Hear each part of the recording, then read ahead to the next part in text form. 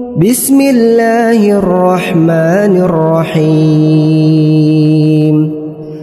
الحمد لله الذي أنزل على عبده الكتاب ولم يجعل له عوجا قيما لينذر بأسا شديدا من لدنه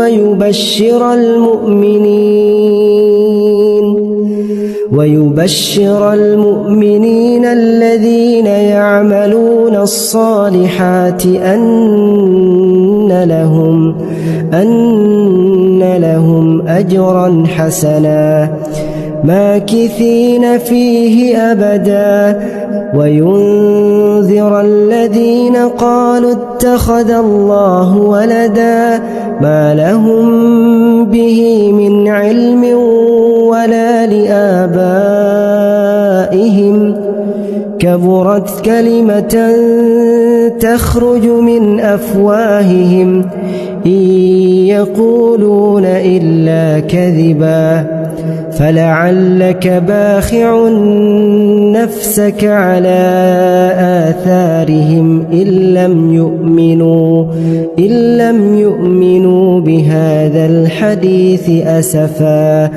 إنا جعلنا ما على الأرض زينة لها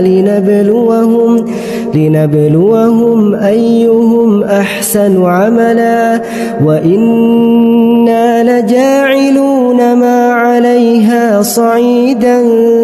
جرزا أم حسبت أن أصحاب الكهف والرقيم كانوا من آياتنا عجبا إذ أوى الفتية إلى الكهف فقالوا ربنا آتنا من لدنك رحمة وهيئ لنا من أمرنا رشدا.